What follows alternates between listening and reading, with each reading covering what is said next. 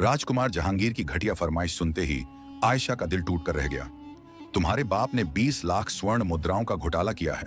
उसके बदले में तुम्हारी जैसी मामूली लड़की की इज्जत कोई बड़ी बात नहीं है। वह बेरहमी की सारी हदें पार कर चुका था। हालात की मार ने आयशा को उसकी बात मानने पर मजबूर कर दिया। ठीक है, लेकिन अगर आपको मेरे साथ रात बितानी है तो उससे पहले तुम्हें मुझसे शादी करनी होगी। फिर चाहो तो सुबह सुबह तलाक दे देना। आयशा की यह शर्त उसने मान ली, मगर जिस रात उसने आयशा को अपनी बीवी के रूप में छुआ, उसके मासूम और नाजुक वजूद का ऐसा नशा उसके सिर चढ़ा कि वह दीवाना बन गया। सुबह जब आयशा ने सहमी हुई आवाज में तलाक मांगी, बहुत पुराने समय की बात है, एक बहुत ही खूबसूरत विशाल राज्य था जो चारों ओर से हरे भरे जंगलों और ऊंचे पहाड़ों से घिरा था। उस राज्य में एक भव्य महल था। उस महल में सुल्तान और उनका एक इकलौता बेटा राजकुमार जहांगीर रहता था। राजकुमार जहांगीर बचपन से ही बहुत सख्त स्वभाव का था। जब वह बहुत छोटा था तभी उसकी अम्मी इस दुनिया को छोड़कर चली गई थी। अम्मी के बिना पले बढ़े राजकुमार के दिल में प्यार की जगह सख्ती भर गई थी। वह बहुत सुंदर था, अमीर था, ताकतवर था, लेकिन उसके दिल में किसी के लिए नरमी नहीं थी। उसके पास एक अनोखी जादुई शक्ति थी। वह किसी भी इंसान के दिल की बात सुन सकता था, उनके सच्चे इरादे जान सकता था। मगर इस शक्ति ने उसे और भी अकेला कर दिया था, क्योंकि हर किसी के मन में छुपा स्वार्थ देखकर उसका दिल और कठोर हो गया था। इसलिए उसने कभी इस शक्ति का इस्तेमाल नहीं किया और इसे अपने अंदर दबा कर रखा। उसी राज्य में एक गरीब आदमी रहता था जिसका नाम इब्राहिम था। उसकी एक बेटी थी आयशा, जो दूध जैसी गोरी और परी जैसी सुंदर थी। आयशा की काली आंखों में सपने थे। वह पढ़ना लिखना सीखती थी और अपनी बीमार अम्मी की सेवा करती थी। किसी को पता नहीं था कि किस्मत ने इन दोनों की जिंदगियों को किस तरह से एक दूसरे से जोड़ दिया था। एक दिन सूरज ढलने के करीब था। धूप महल की दीवारों से सिमटकर जैसे पश्चिम में उतरने को बेचैन थी। पेड़ों से घिरे उस विशाल और खूबसूरत राजमहल में एक जानी पहचानी सी ठंडक फैली हुई थी। पूरे महल में कुछ हल्की फुल्की आहटों के सिवा और कोई आवाज न थी। यह आहटें भी सेवकों की थीं, जो हर संभव कोशिश कर रहे थे कि उनके चलने फिरने से कोई आवाज ना हो। डर उनके चेहरों पर साफ झलक रहा था। आखिर महल का स्वामी राजकुमार जहांगीर आज बहुत लंबे समय बाद वहां मौजूद था। महल के सबसे आलीशान कमरे में वह अपनी वहीं ऊंची पीठ वाली नक्काशीदार कुर्सी पर बैठा था, जो उसकी पहचान बन चुकी थी। काले रंग के राजसी वस्त्र में लिपटा पैर पर पैर रखे वह उभरे अंदाज में कुर्सी से टेक लगाए बैठा था। उसके एक हाथ में हुक्के की नली थी, जिसका धुआं कमरे में फैल रहा था। अब तक तो उन्हें आ जाना चाहिए था। उसके माथे पर लकीरें उभर आईं, आंखों में गुस्सा तैरने लगा। तभी उसकी निगाह कमरे के खुले दरवाजे से दूर तालाब और बगीचे के पार मुख्य द्वार पर पड़ी। कुछ लोग अंदर आ रहे थे। उसने हुक्के की नली एक तरफ रखी, धुआं छोड़ते हुए दृश्य को घूरता रहा। अंत में जीत मेरी ही हुई। उसके होंठों पर एक विजय मुस्कान फैल गई। वह चाहता तो खड़ा होकर आने वालों का स्वागत कर सकता था, मगर वह राजकुमार जहांगीर था। लोग उसके स्वागत में खड़े होते थे। वह दुनिया को हमेशा अपने कदमों में रखता था, इसलिए इस बार भी वह उसी शान से अपनी जगह बैठा रहा, जैसे किसी के आने जाने से उसे फर्क नहीं पड़ता। मगर सच यह था कि वह इन लोगों का बेसब्री से इंतजार कर रहा था। सामने से आते धुंधले साए पास आते गए, और जब वे साफ हुए तो राजकुमार जहांगीर ने देखा वे उसके निजी सैनिक थे। 18 से 16 साल की वह लड़की साधारण सूती साड़ी में थी और खुद को छुड़ाने की लगातार कोशिश कर रही थी। उसके चेहरे पर थकावट थी, आंखों में आंसू और सिसकियां थीं, जैसे वह कई घंटों से रो रही हो। राजकुमार जहांगीर ने उसकी आवाज सुनकर अंदाजा लगाया कि वह दया की भीख मांगती रही होगी, मगर उसके आदमियों की फितरत में दया नहीं था। सैनिक ने लड़की को एक झटके से राजकुमार जहांगीर के सामने धक्का दिया। उसके बाल खुलकर कंधों पर बिखर गए। राजकुमार जहांगीर कुछ पल के लिए स्तब्ध रह गया। लड़की का चेहरा झुका हुआ था। राजन, लड़की बहुत परेशान कर रही थी। जबरदस्ती करनी पड़ी, इसलिए देर हो गई। सैनिक ने ठंडे स्वर में बताया। राजकुमार जहांगीर अपनी जगह से उठा और बेमन अंदाज में उस लड़की की तरफ बढ़ा। तभी उस लड़की ने सिर उठाया। उसकी बड़ी बड़ी काली आंखें आंसुओं से भीगी थीं, चेहरा दूध सा सफेद और मासूमियत भरा। एक पल को राजकुमार जहांगीर जड़ हो गया। वह कोई आम लड़की नहीं, कोई हूर थी। लड़की ने कांपती आवाज में कहा, मुझे छोड़ दीजिए, रात होने वाली है, मुझे घर जाना है। आप लोग कौन हैं? उसकी भीगी हुई आवाज में विनती थी, डर था। राजकुमार जहांगीर के चेहरे से मुस्कान गायब हो गई। गुस्सा फिर से उसकी आंखों में उबाल मारने लगा। सैनिक दरवाजे से बाहर जा चुके थे। अब वह दोनों कमरे में अकेले थे। राजकुमार जहांगीर ने अचानक झुककर लड़की को बाजू से पकड़ा। एक सिसकी उसकी जुबान से फिसली, मगर वह उसे खींचता हुआ अपने सामने खड़ा कर चुका था। उसकी आंखों में आंखें डालते हुए वह गर्जा, छोड़ दूं तुम्हें। राजकुमार जहांगीर नाम है मेरा। तुम्हारे अब्बू ने तुम्हें मेरा नाम तो नहीं बताया होगा। मैं गलती करने वालों को इतनी आसानी से माफ नहीं करता। तुम्हारे अब्बू के की सजा मैं उसी को देता, मगर वह समय पर भाग गया। यह भूल गया कि राजकुमार जहांगीर अपने दुश्मनों को पाताल से भी निकाल लाता है। उसके तेवर सख्त थे। लड़की स्तब्ध रह गई। अब्बू, उन्होंने क्या किया? वह कांपती आवाज में बोली। डर उसकी रग रग में समा गया था। वह एकटक उस आदमी को देख रही थी जिसकी मजबूत उंगलियां उसके नरम बाजू में चुभ रही थीं। राजकुमार जहांगीर की आंखें जल रही थीं। कहां है तुम्हारे अब्बू? वो उसके चेहरे के पास झुकते हुए ठंडी आवाज में बोला था। आयशा कांप उठी। आयशा, यही नाम है ना तुम्हारा? राजकुमार जहांगीर की नजर उसके गले में लटकती सोने की छोटी माला पर पड़ी थी, जिस पर उसका नाम लिखा था। वह धीरे से उस माला को उठाकर उसमें लिखी जानकारी दिलचस्पी से पढ़ रहा था। आयशा का चेहरा तमतमा गया। वह सहम कर 2 कदम पीछे हटने लगी, मगर राजकुमार जहांगीर ने उसका बाजू कसकर थाम लिया। एक सिसकी उसके होठों से निकल गई। मैंने पूछा था तुम्हारे अब्बू कहाँ हैं? 2 दिन से मैं उसे ढूंढ रहा हूं, लेकिन वह गायब है। मेरी सहनशीलता की एक सीमा है और वह 2 दिन आज पूरी हो गए हैं। जो नुकसान उसने किया है, अब उसकी कीमत तुम चुकाओगी। इब्राहिम की जवान बेटी, वह कड़वे स्वर में बोला। उसकी आंखें आयशा के कांपते शरीर पर गड़ी थीं। आयशा को यूं लगा जैसे सांस लेना ही भूल गई हो। उसने हिम्मत करके कहा, अब्बू 2 दिन से घर नहीं है। मुझे नहीं पता कहाँ है। वह पहले भी कई बार ऐसे चले जाते थे और खुद ही लौट आते थे, लेकिन उन्होंने किया क्या है? ये पूछते वक्त उसका पूरा शरीर कांप रहा था। राजकुमार जहांगीर के चेहरे पर गुस्सा झलकने लगा। तुम्हारे अब्बू ने हमारे खजाने में गड़बड़ी की है। उसकी गरीबी देखकर मैंने उसे उसकी औकात से ज्यादा वेतन पर नौकरी दी थी, लेकिन उसने मेरे भरोसे को तोड़ा है और 20,000 स्वर्ण मुद्राएं लेकर भाग गया है। ये स्वर्ण मुद्राएं मेरे लिए मायने नहीं रखते। मैं इन्हें पल भर में उड़ा सकता हूं। उसने सचमुच उंगलियां फटकारी। मुद्दा स्वर्ण मुद्राओं का नहीं, भरोसे का है जो उसने तोड़ा। उसने मुझसे चालाकी की और अब उसकी सजा उसे मिलकर रहेगी। राजकुमार जहांगीर की यह बात सुनकर आयशा की आंखों के सामने अंधेरा छाने लगा। अगर सब कुछ लुटा ही दिया है तो फिर पकड़कर यहां लाने का क्या मतलब था? बाहर शाम ढल रही थी और कमरे में अंधेरा फैलने लगा था। जब राजकुमार जहांगीर ने उसकी ओर रुख किया, अब यह रोना धोना बंद करो और अपने अब्बू की चोरी की कीमत चुकाने को तैयार हो जाओ। वैसे भी इतनी जवान और खूबसूरत बेटी के रहते इब्राहिम को स्वर्ण मुद्राओं की जरूरत ही क्या है? वह उसकी छाती पर उंगली से ठोकर देते हुए बोला। आयशा लड़खड़ा गई। नहीं हुजूर, मुझे जाने दीजिए। अल्लाह के लिए ऐसा मत कीजिए। मैं आपको स्वर्ण मुद्राएं लौटा दूंगी। कहीं से भी किसी भी तरह मैं आपकी 20,000 स्वर्ण मुद्राएं वापस कर दूंगी। वह फूट फूट कर रोने लगी। बेबसी का एहसास उसे तोड़ता जा रहा था। राजकुमार जहांगीर ने एक जहरीली मुस्कान के साथ कहा, स्वर्ण मुद्राएं वापस करोगी? फिर एक जोरदार हंसी महल की दीवारों में गूंज उठी। नहीं प्रिय, तुम गलत समझी। अब तो मुझे स्वर्ण मुद्राएं बिल्कुल नहीं चाहिए। जब इतना मनमोहक तोहफा सामने मौजूद हो तो 20,000 स्वर्ण मुद्राएं लेकर क्या करूं? वह स्वर्ण मुद्राएं इब्राहिम को खुशी हो, बदले में मैं उसकी इस सुंदर हूर को अपनी कैद में रखूंगा। फिर से उसके बहुत करीब आ गया। आयशा की रूह कांप गई। एक सिसकी उसके गले से निकली। अल्लाह के लिए मुझे छोड़ दीजिए। मैं एक गरीब घर की लड़की हूं। आपको अंदाजा भी नहीं कि निकाह से पहले हमारी इज्जत पर एक दाग लग जाए तो हमारी आगे की जिंदगी कैसी नरक बन जाती है। आप तो मुझे इस्तेमाल करके फेंक देंगे, फिर मेरा क्या होगा? मैं क्या जवाब दूंगी लोगों को?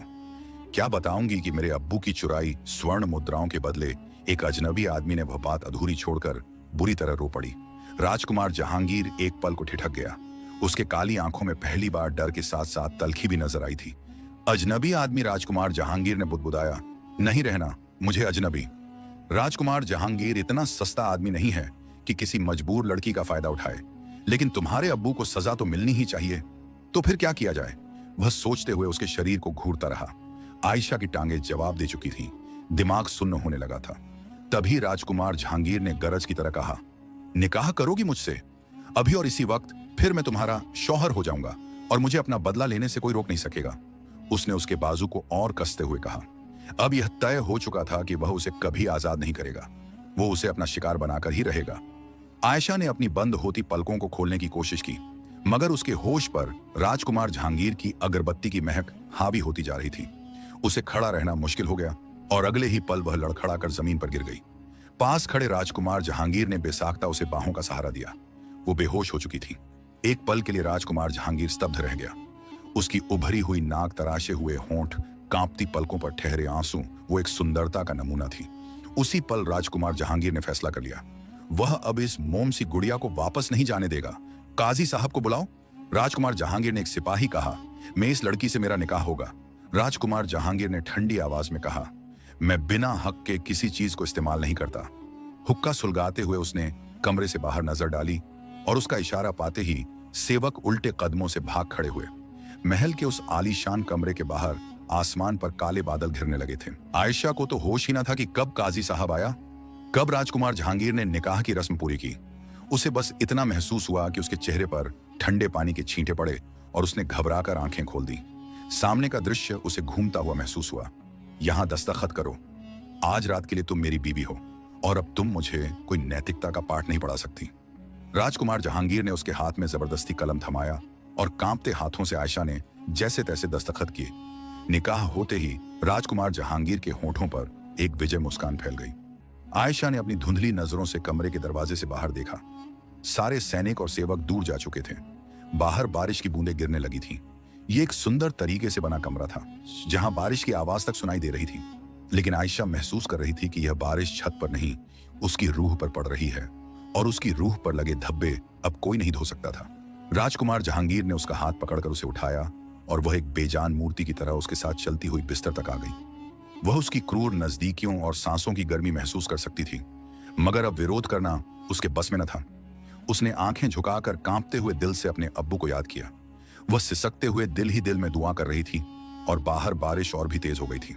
वो आयशा थी, काली आंखों वाली एक हूर, 19 साल की उम्र और ऐसी सुंदरता कि जहां जाती लोग उसे देखकर ठिठक जाते। उसकी उम्र की लड़कियां अपने घरों में रहती, सहेलियों संग गपशप करती, गुड़ खाती और जिंदगी को जिया करती थी। मगर आयशा सारा दिन किताबें थामे किसी अनदेखी दिशा में ताकती, सिर्फ एक ही ख्याल में खोई रहती, कैसे अपने हालात बदले। लेकिन शायद किस्मत को उसकी हालत और बिगाड़नी थी। उस दिन भी जब वह मदरसे से थकी हारी लौटी तो घर में हमेशा की तरह हंगामा मचा हुआ था। अंदर से बर्तन गिरने की तेज आवाज आई तो आयशा का दिल कांप गया। मुझे स्वर्ण मुद्राएं चाहिए। मैंने पहले ही कहा था कि मैंने अपने दोस्त से उधार लेकर तेरी बीवी का इलाज करवाया है। अब सीधी तरह स्वर्ण मुद्राएं निकाल कर दे। कहां छुपा कर रखी हैं? इब्राहिम की चीखती आवाज ने आयशा को जैसे बर्फ में बदल कर दिया। अंदर फिर मिट्टी के घड़े टूटने की आवाज आई और आयशा कांप उठी। अगर वह अंदर ना गई तो यह तमाशा न जाने कितनी देर चलता। दिल मजबूत करके उसने लकड़ी का पुराना दरवाजा खोला और अंदर आ गई। जो दृश्य था वह उसकी उम्मीद से कहीं ज्यादा तकलीफ देने वाला था। इब्राहिम अपनी बीवी से स्वर्ण मुद्राओं की मांग कर रहा था, जो 3 दिन पहले पत्थरी के इलाज के बाद चारपाई पर पड़ी थी। आयशा ने अपनी अम्मी को बेबसी से देखा। वह कढ़ाई करके घर चलाती थी। निकाह के पहले दिन से आज तक इब्राहिम ने उन्हें एक भी रुपया ना दिया था। अम्मी ने आयशा और खुद की हर जरूरत कढ़ाई करके पूरी की थी। यहां तक कि कई बार इब्राहिम खुद भी उनसे जबरन स्वर्ण मुद्राएं ले जाता था।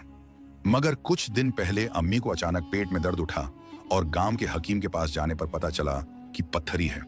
दर्द इतना बढ़ गया कि इलाज कराना पड़ा। इलाज के लिए इब्राहिम ने मुश्किल से एक दोस्त से उधार लिया था। अब वह उसी उधार की वसूली के लिए चिल्ला रहा था।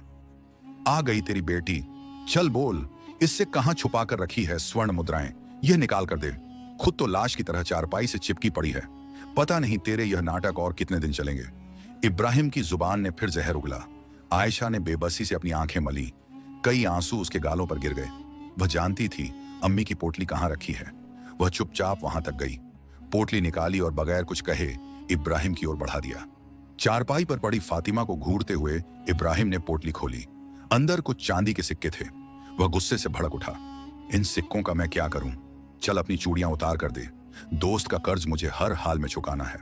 उसने वो सिक्के जमीन पर फेंक दिए और फातिमा के हाथ से जबरदस्ती उसकी पतली पतली सोने की चूड़ियां उतारने लगा। फातिमा सिसक उठी। आयशा का कलेजा मुंह को आ गया। ये चूड़ियां उसकी अम्मी के मायके की निशानी थी और वह जानती थी कि इनसे अम्मी को कितनी मोहब्बत है, मगर वह कुछ न कर सकी। इब्राहिम जबरदस्ती वह चूड़ियां उतार चुका था और उनकी कीमत आंकता हुआ घर से बाहर निकल गया। आयशा ने घृणा से अपने अब्बू को देखा, मगर हमेशा की तरह बेबस थी। दरवाजों से बंद हुआ और वह गहरी सांस लेकर अम्मी की ओर मुड़ी, जो अपने आंसू छुपाने की कोशिश कर रही थी। थकी हुई हो जाओ, कुछ खा लो, अम्मी ने कमजोर आवाज में कहा। आयशा ने अम्मी का हाथ थामा और ठान लिया। अम्मी, जैसे ही मदरसे की पढ़ाई पूरी होगी मैं कोई व्यापार शुरू कर लूंगी।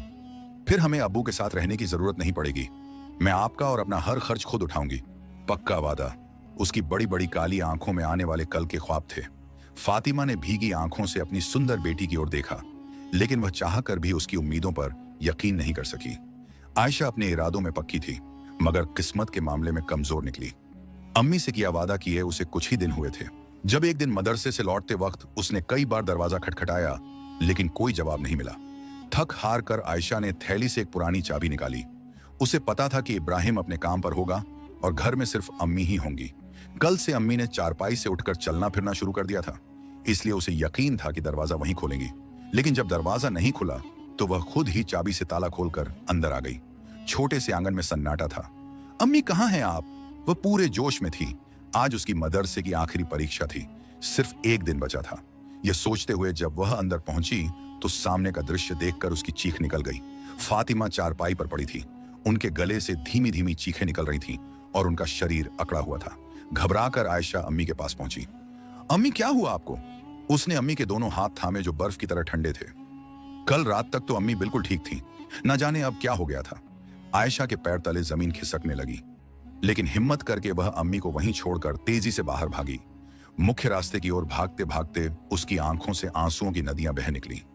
अम्मी की हालत बहुत खराब थी और उसके पास इलाज के लिए एक भी रुपया नहीं था, लेकिन उन्हें हकीम के पास ले जाना जरूरी था।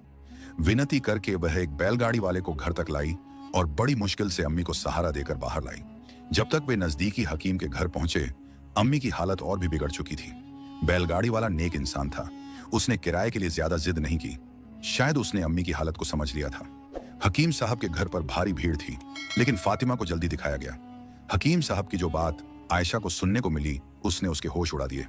कुछ दिन पहले हुए इलाज के बाद उचित परहेज और दवाओं की कमी की वजह से अंदरूनी घाव बिगड़ चुके थे और उनकी तबीयत लगातार खराब होती जा रही थी। हकीम साहब की सच्चाई पर आयशा फटी फटी आंखों से उसे देखती रह गई, मगर हकीम साहब माथा सिकोड़ते आगे बढ़ गया। किसी तरह अपने कांपते हुए कदमों को संभालकर वह पास की चटाई तक पहुंची। हकीम साहब ने इलाज का लंबा खर्च बताया। उसने अपनी फीस माफ कर दी थी, लेकिन जड़ी बूटियां और बाकी खर्चे बाहर से कराने थे। आयशा ने बेबसी से अपनी आंखें मींच ली। उसकी जेब में एक फूंटी कौड़ी तक नहीं थी। वह बेचैनी से अपने अब्बू का इंतजार करने लगी। उसे यकीन था कि जब उसे पता चलेगा कि आयशा अम्मी को हकीम के पास ले गई है तो वह जरूर लौटेगा, लेकिन यह सिर्फ उसकी गलत फहमी थी। रात तक उसे खुद ही घर लौटना पड़ा, जहां इब्राहिम शांत अंदाज में चारपाई पर लेटा नींद की तैयारी कर रहा था। मुझे सुबह समय पर काम पर जाना है, मुझे कोई नई कहानी सुनाकर परेशान मत करना, यह कहकर वह चैन से करवट बदल कर लेट गया। आयशा का खून खोल उठा।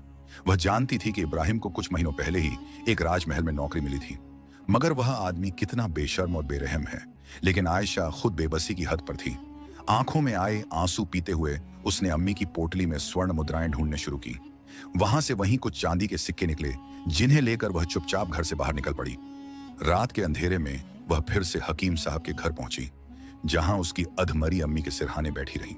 पूरी रात उसने जैसे सूली पर लटकी बिताई और मस्जिद की अजान के साथ ही जैसे अल्लाह को उस पर रहम आ गई। फातिमा ने हमेशा के लिए आंखें मूंद ली। आयशा अम्मी का सिर थामकर बुरी तरह रो पड़ी। अम्मी उसका एकमात्र सहारा थी और अब वह भी छीन गया। पत्थर दिल पर रखकर वह हकीम साहब के घर से बाहर निकली। आज उसकी आखिरी परीक्षा थी। फातिमा अब नहीं थी, लेकिन अब उसे खुद के लिए जीना था। उसे अपने अब्बू से नफरत हो चली थी। वह उनका चेहरा भी दोबारा नहीं देखना चाहती थी। वह चाहती थी कि जैसे ही आखिरी परीक्षा दे वह किसी दूर राज्य में चली जाए, मगर इस बार भी किस्मत ने उसके लिए कुछ और सोच रखा था। थकी हारी आयशा मदरसे से परीक्षा देकर बाहर निकल रही थी जब उसे पीछे कोई आहट महसूस हुई। उसने घबराकर पलट कर देखा, मगर उससे पहले कि वह कुछ समझ पाती, एक मजबूत हाथ उसकी नाक पर आ चुका था। वह बुरी तरह फड़फड़ाई, मगर किसी ने उसे पूरी तरह जकड़ लिया था। कपड़ा किसी जड़ी में डूबा हुआ था। बस कुछ ही पलों में वह बेहोश हो गई। बेहोश होने से पहले उसकी आखिरी नजर एक मजबूत सैनिक को देखती है जो उसे उठाकर किसी घोड़ा गाड़ी में डाल रहा था। फिर उसका होश अंधेरों में डूबता चला गया। जब उसे होश आया तो वह अब भी उसी घोड़ा गाड़ी में थी जो शायद राज्य से दूर कहीं जा रही थी। घोड़ा गाड़ी में उसके साथ एक सैनिक बैठा था जिसके हाथ में तलवार थी और एक आदमी घोड़ों को चला रहा था। आयशा ने चीख मारी और बाहर निकलने की कोशिश की। हुजूर, ये बहुत बेकाबू लड़की है, इसे फिर से बेहोश कर देते हैं, सैनिक ने कहा, मगर घोड़ा गाड़ी चलाने वाले ने सिर हिलाया। नहीं, राजकुमार का हुक्म है कि इसे होश में ही उनके पास ले जाया जाए। आयशा का खून जैसे उसकी नसों में जम गया। किसने उसका अपहरण करवाया था? कौन था वो जो उसकी बेबसी का इस तरह फायदा उठाना चाहता था? और उसे आखिर चाहता क्या था? जब उसे लाकर राजकुमार जहांगीर के सामने फेंका गया तो आयशा ने अविश्वास से उस आदमी को देखा। वह पहली बार उसे देख रही थी। वह वाकई सुंदरता का पुतला था, मगर उसकी आवाज और अंदाज ऐसा था जैसे आयशा के शरीर पर गर्म लावा डाला जा रहा हो।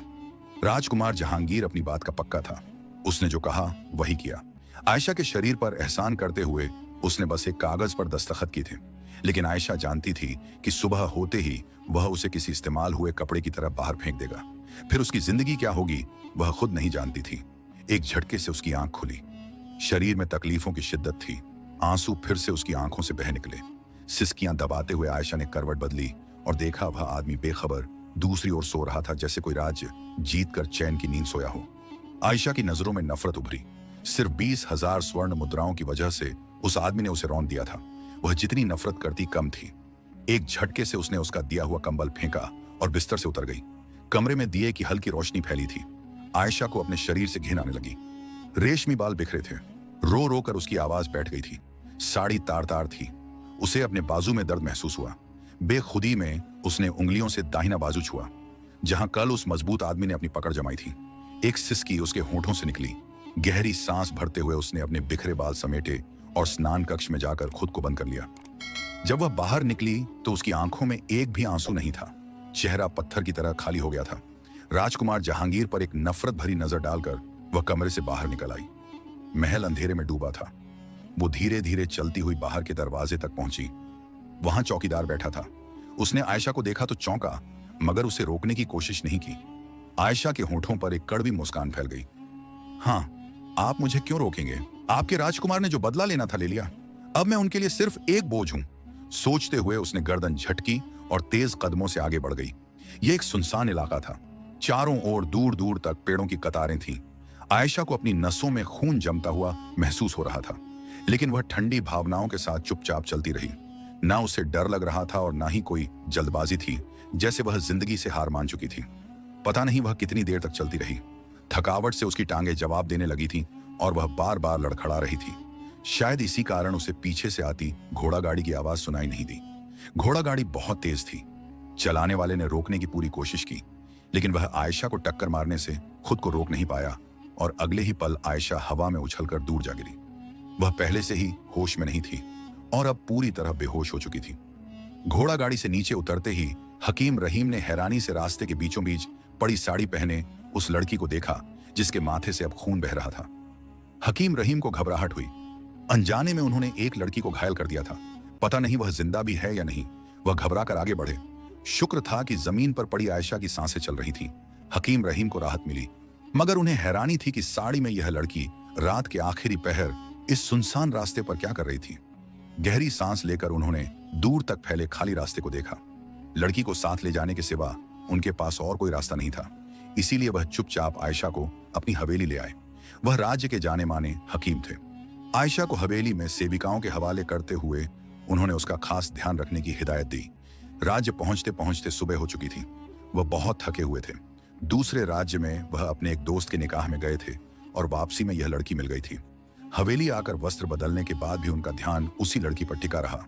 बिना चाहे ही वह लगातार उसी के बारे में सोचते रहे।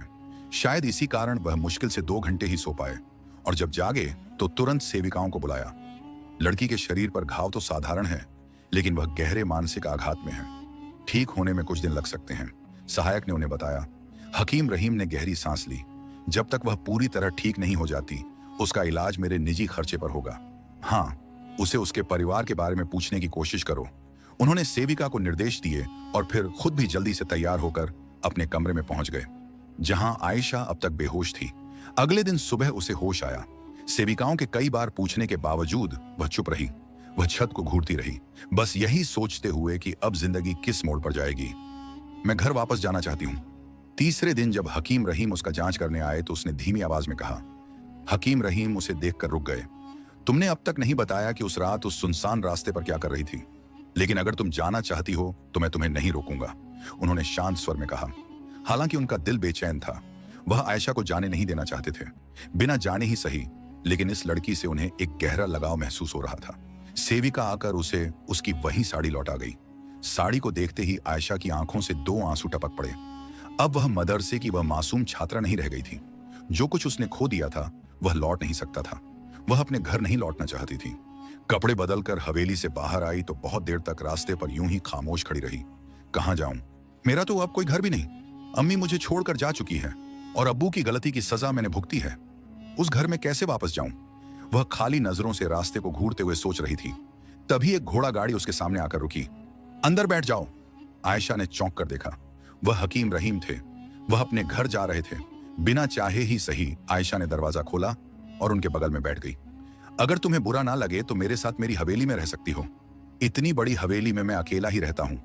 अगर तुम एक कमरा ले लोगी तो मुझे कोई कमी नहीं हो जाएगी। हल्के फुल्के अंदाज में कहते हुए वह उसका मन बहलाने की कोशिश कर रहे थे। आयशा बस उन्हें देखती रह गई, लेकिन उसने मना भी नहीं किया। फिलहाल उसे एक छत की जरूरत थी और अगर हकीम रहीम जैसा नेक इंसान उसे पनाह दे रहा था तो इनकार का कोई सवाल ही नहीं था। घोड़ा गाड़ी हकीम रहीम की हवेली के सामने रुकी तो वह चुपचाप नीचे उतरी। क्या मैं इतनी बेकार हो गई हूं कि किसी के एहसान के टुकड़ों पर रहूं? दोनों हाथों में चेहरा छुपाकर वह फूट फूट कर रोने लगी थी। कुछ दिन पहले तक वह क्या थी? एक पूरी लड़की जिसकी जिंदगी में सपने थे, हौसले थे, मगर अब कुछ भी नहीं बचा था। तकिए में चेहरा छुपाकर वह बुरी तरह से सिसक उठी थी। खामोशी के साथ दिन बीतते गए। वह धीरे धीरे संभलने लगी थी। दोबारा जीना चाहती थी।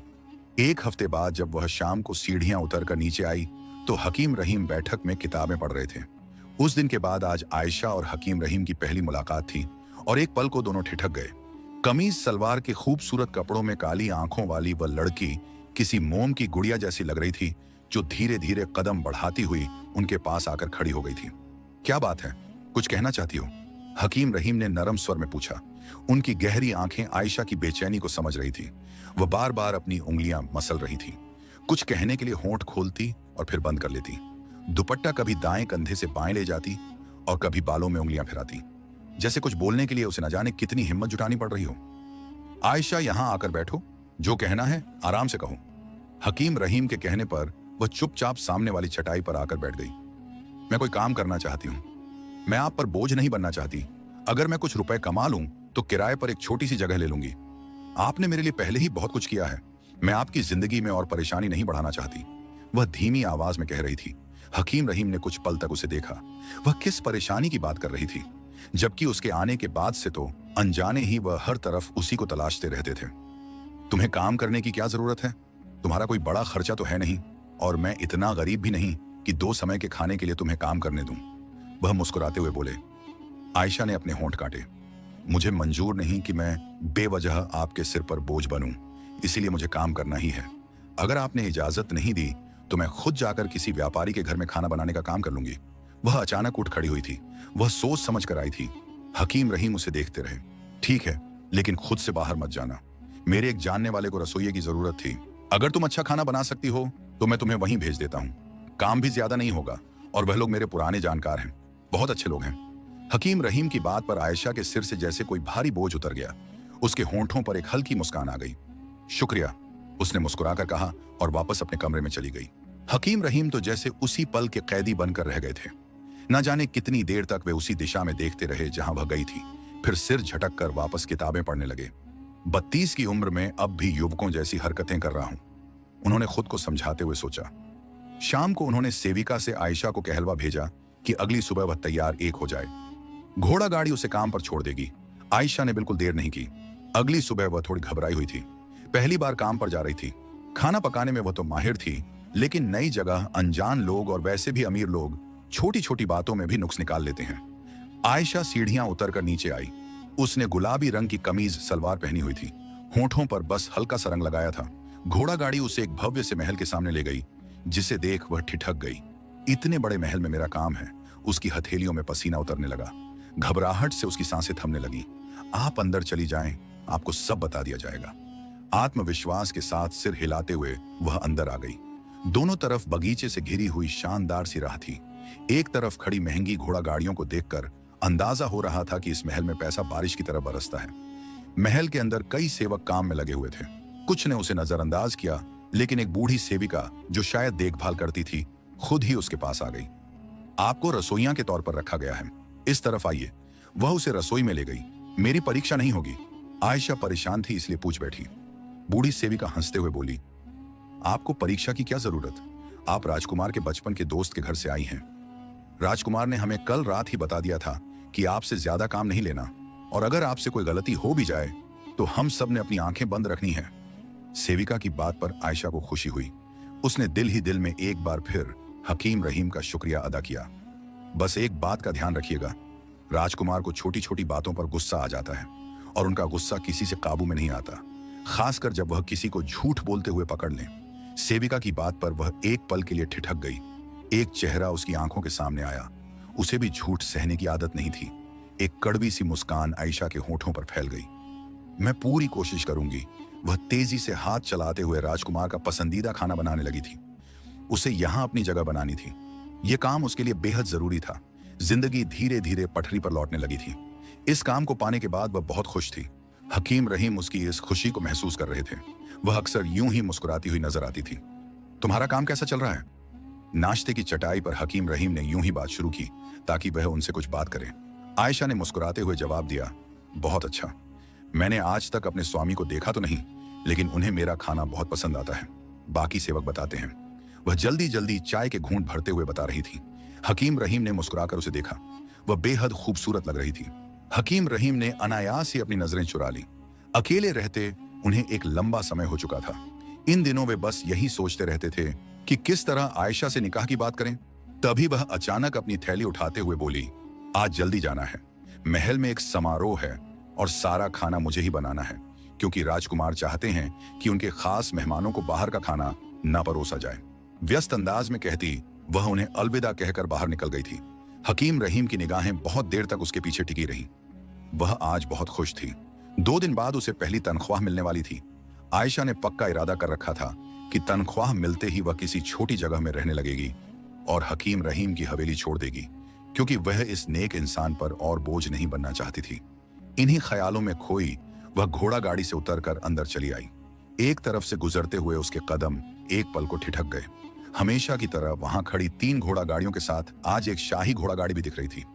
लगता है मेहमान आ चुके हैं, सोचकर उसने सिर झटका और तेजी से अंदर चली आई। ठीक उसी पल वह किसी से जा टकराई। एक मजबूत लोहे जैसे शरीर वाला आदमी। आयशा को लगा जैसे दीवारें हिल गई हों। वह लड़खड़ा गई, लेकिन जमीन पर गिरने से पहले ही 2 मजबूत बाहों ने उसे थाम लिया। देखकर चलिए, अभी आपको चोट लग जाती। बेहद जानी पहचानी आवाज उसके बहुत करीब से उभरी थी। आयशा अपनी चोट और दर्द सब भूल गई। उसके भीतर एक ठंडी सी लहर दौड़ गई।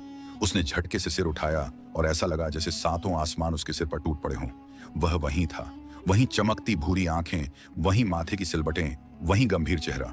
उसकी आंखों में भी आयशा को देखकर हैरानी थी। आप आयशा के होठों से निकला। आयशा सामने खड़े राजकुमार जहांगीर के होठों से बिना आवाज के शब्द निकले। आयशा जान से कांप उठी। छोड़ दो मुझे, अल्लाह के लिए छोड़ दो, मुझे जाने दो कृपया। वह एकदम घबराकर चिल्लाई। महल की वह भीगी हुई सर्द रात उसकी आंखों के सामने तैर गई और आयशा को लगा जैसे मौत उसके बस कुछ दूर खड़ी हो। और मौत वहीं था, राजकुमार जहांगीर, जिसने उस रात ना जाने किस सोच में उसे जिंदा छोड़ दिया था। आयशा, मेरी बात सुनो। राजकुमार जहांगीर ने एक कदम आगे बढ़ाया। आयशा के मुंह से एक जोरदार चीख निकली। कृपया मेरे पास मत आओ, मुझे छोड़ दो। मैं तुम्हारी 20,000 स्वर्ण मुद्राएं लौटा दूंगी, कुछ भी करके दे दूंगी। अल्लाह के लिए मुझे कुछ मत कहना। वह दोनों हाथ कानों पर रखे जोर जोर से चिल्लाते हुए जमीन पर बैठ गई थी। राजकुमार जहांगीर ने हैरानी से उसे मिट्टी का ढेर बनते देखा। आसपास के सेवक हैरान होकर उसे देख रहे थे। भीड़ जमा होने लगी थी। जमीन पर बैठी आयशा ने आंखें मींच ली। आज सबके सामने उसका तमाशा बनना था। या अल्लाह, फिर से यह सब क्यों? वह तो सब भूलने लगी थी, इस सब से निकल चुकी थी, तो फिर यह आदमी फिर क्यों उसके सामने आ खड़ा हुआ था? वह जमीन पर बैठी दोनों हाथों में चेहरा छुपाकर अपनी उमड़ती चीखों को दबाने की कोशिश कर रही थी। दूर खड़ी वह बूढ़ी सेविका तेजी से उसके पास आई। क्या हो गया है तुम्हें? आयशा, उठो जमीन से और चिल्लाना बंद करो। यही तो है हमारे राजकुमार, जिनके लिए तुम रोज खाना बनाती हो। राजकुमार, चिल्लाओ मत, उन्हें गुस्सा आ जाएगा। सेविका ने उसे उठाने की कोशिश की। आयशा की चीखें उसके गले में ही दम तोड़ गई। उसने अनायास ऊपर देखा।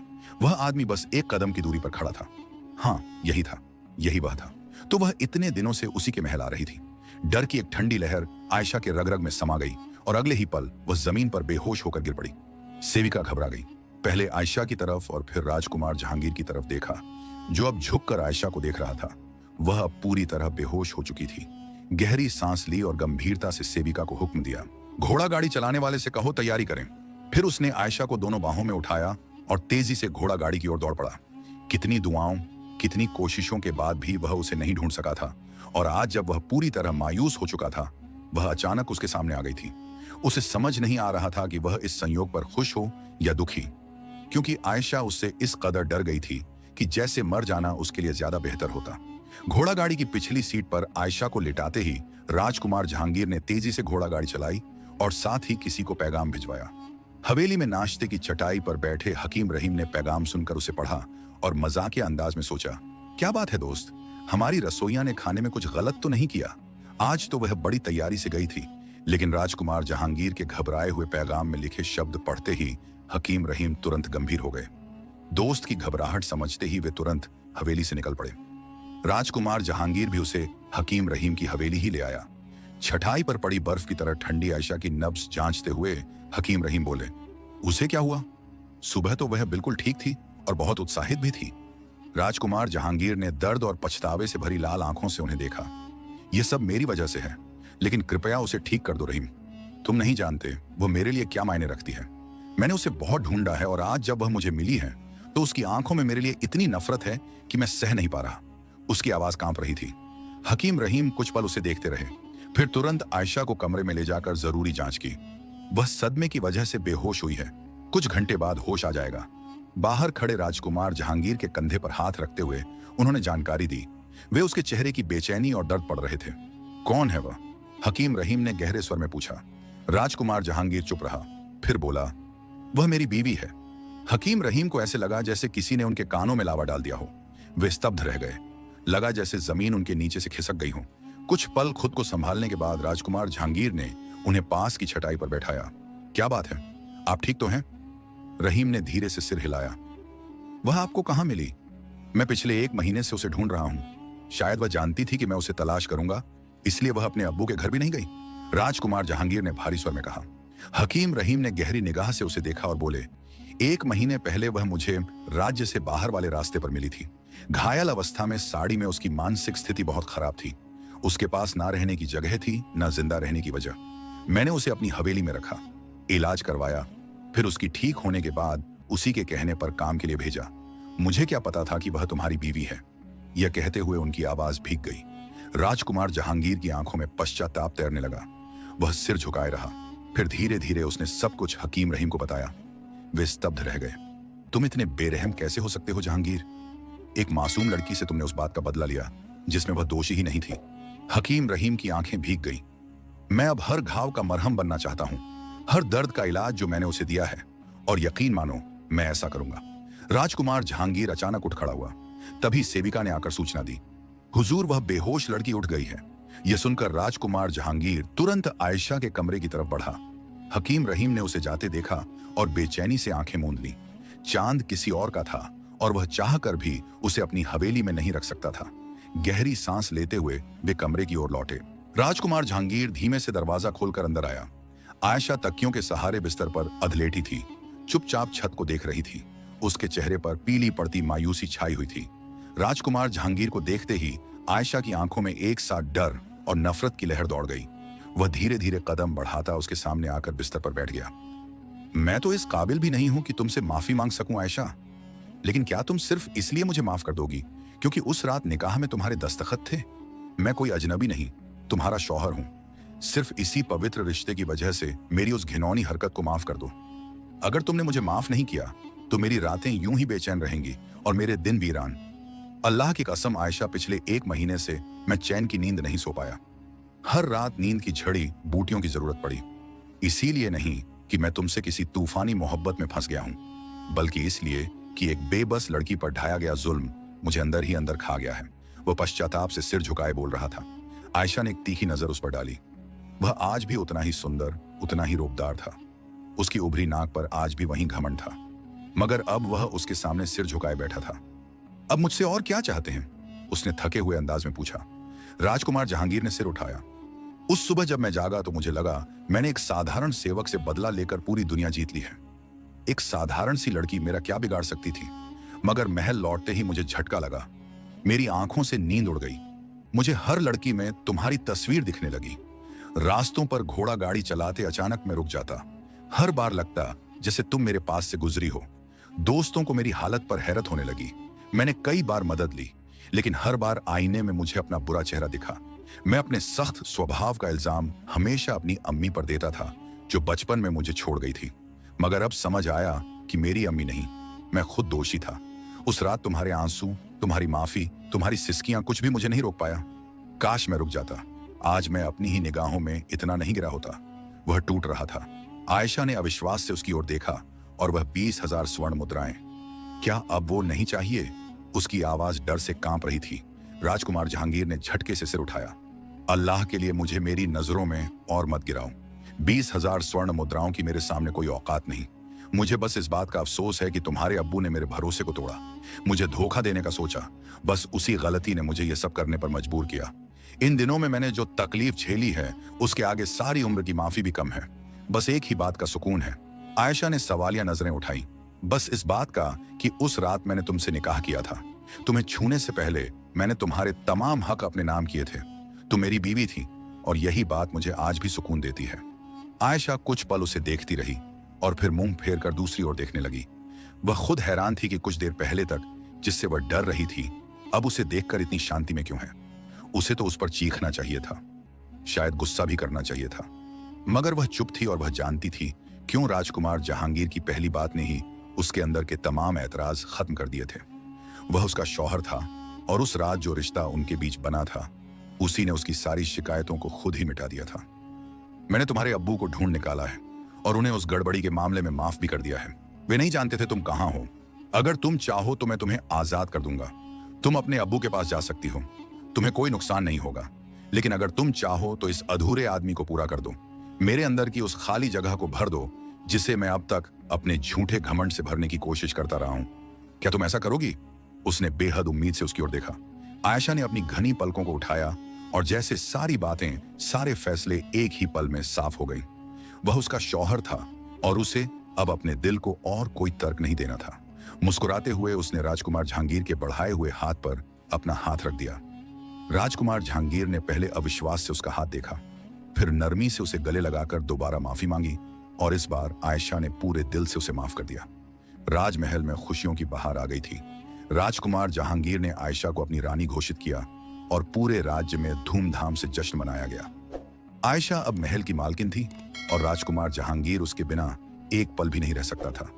उस दिन जब आयशा बगीचे में बैठी फूलों को निहार रही थी, राजकुमार जहांगीर उसके पास आया। आयशा, मैंने तुम्हें कभी नहीं बताया, लेकिन मेरे पास एक जादुई शक्ति है। मैं लोगों के दिल की बात सुन सकता हूँ, उनके सच्चे इरादे जान सकता हूँ। आयशा ने हैरानी से उसकी ओर देखा। तो फिर आपने कभी इस्तेमाल क्यों नहीं किया?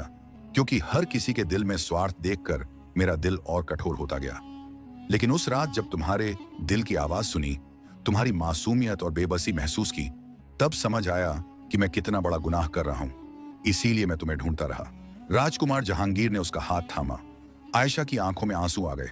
अल्लाह ने हमें मिला दिया, अब हम साथ हैं और हमेशा साथ रहेंगे। राजकुमार जहांगीर ने उसे गले लगा लिया। हाँ, हमेशा। और मैं वादा करता हूं कि अब मैं इस शक्ति का इस्तेमाल सिर्फ अच्छे कामों के लिए करूंगा, राज्य के लोगों की मदद करने के लिए, न्याय देने के लिए। तुमने मुझे एक नया इंसान बना दिया है आयशा, और इस तरह एक ऐसी कहानी जो दर्द और जुल्म से शुरू हुई थी, माफी और मोहब्बत पर खत्म हुई। राजकुमार जहांगीर और आयशा ने साबित कर दिया कि सच्चा प्यार हर गलती को माफ कर सकता है और हर दर्द को भुला सकता है। वे हमेशा हमेशा खुशी से रहे। कहानी कैसी लगी कमेंट्स में जरूर बताएं।